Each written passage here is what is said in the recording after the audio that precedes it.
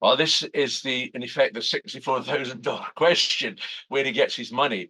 What we do know is that when he was a working member of the royal family, he received something like, I think it's £249,000 um, a year, paid by the Queen through the Duchy of Lancaster, which is the sovereign's piggy bank, if you like. He also receives and has received since his days as a Navy man a £20,000 pension from the Royal Navy. There is a lot of confusion as to where actually Andrew gets his money from. We do know that he sold Sunningdale Park, which was a wedding present from the Queen, which was dubbed South York after JR's place in Dallas, the old sort of 80s program. Vast, vast place. Now, that the going rate for that was something like £12 million.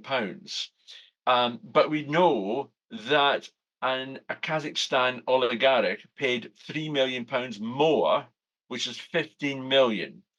So he's had that money, and I don't know out of that money what costs were made and everything, and he'd certainly have to split it with the Duchess of York. So, I mean, even allowing for the fact that he got 7 million, well, it's 7 million in his piggy bank.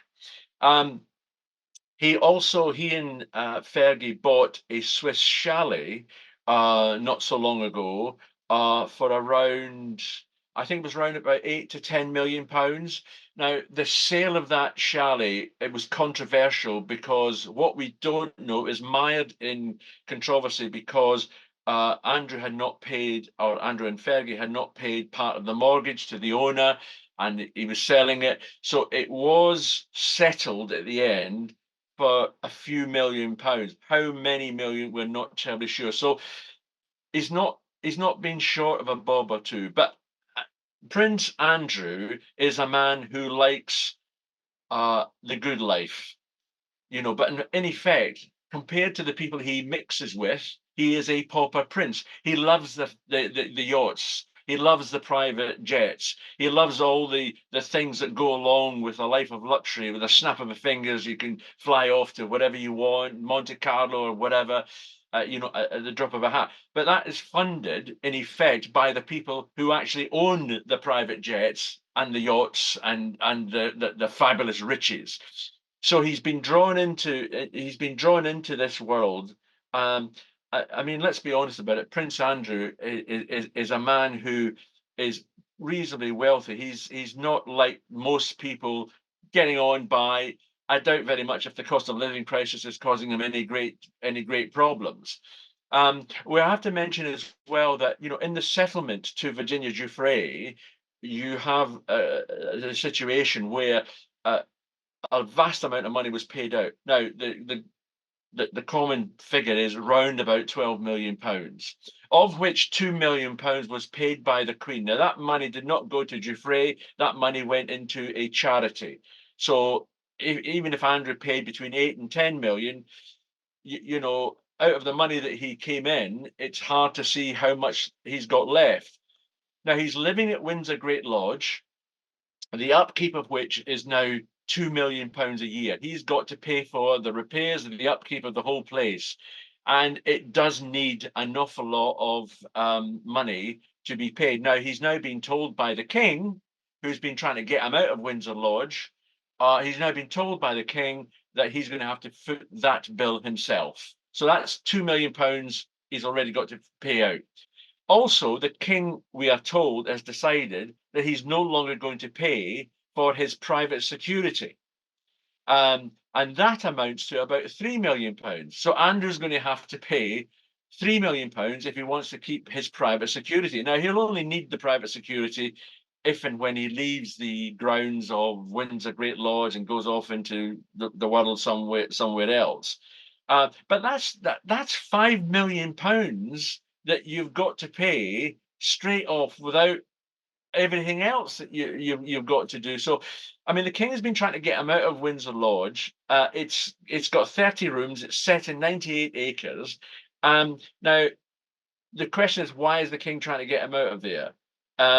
And that is probably because he doesn't believe Andrew needs 30 rooms and 98 acres. He can easily move into Frogmore Cottage, which is a much smaller property. And it's not, with the greatest respect, it's not on a housing estate in Hull somewhere. It's the greatest respect to Hull, it's not a semi somewhere, that's you'd be hard pushed to sort of want to live there.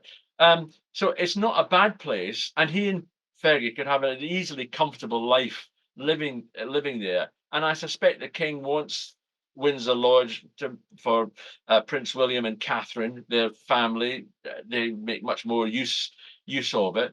Um, so that is a battle. But Andrew is telling friends that he has got a cast iron lease, and that lease lasts for a great many years. So it's going to go on and on and on, toing and froing. The only good thing about all this is that, as far as I'm aware, there is no British taxpayers' money being used to fund Andrew. It's all coming out of the King's private fund. So any money that the King gives Andrew, and as I say, he was getting a £250,000 stipend from the Queen when he was a working royal.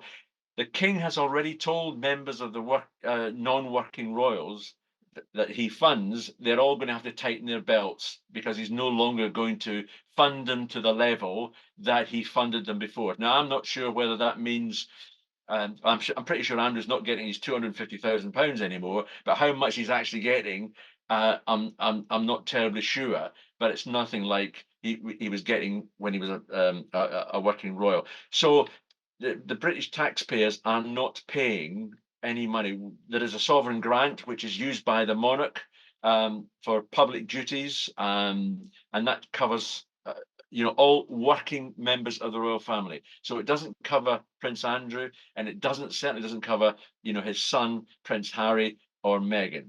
I'm not sure that Andrew can afford the outgoings that he's got.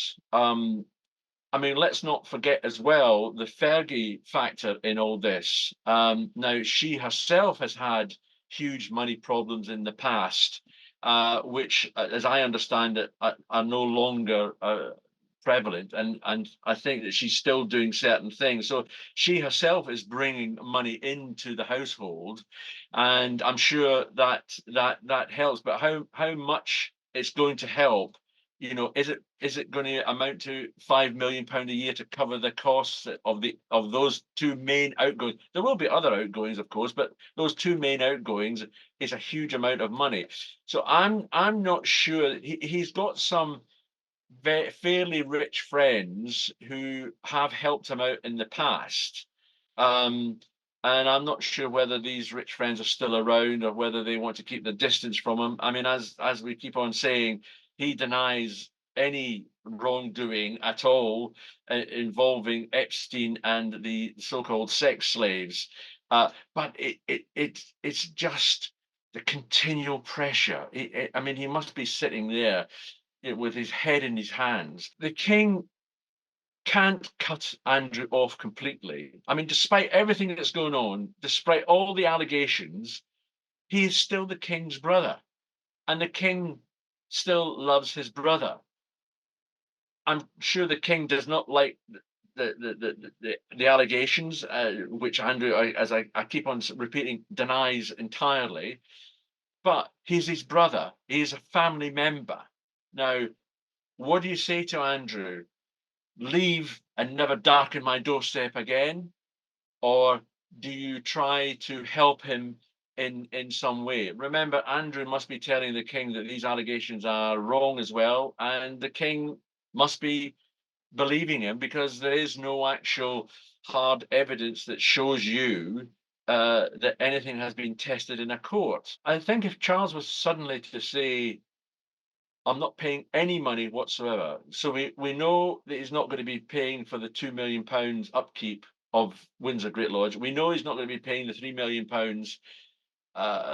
or we're being told he's not going to be paying the £3 million for the private security, because he's no longer entitled to Metropolitan Police security.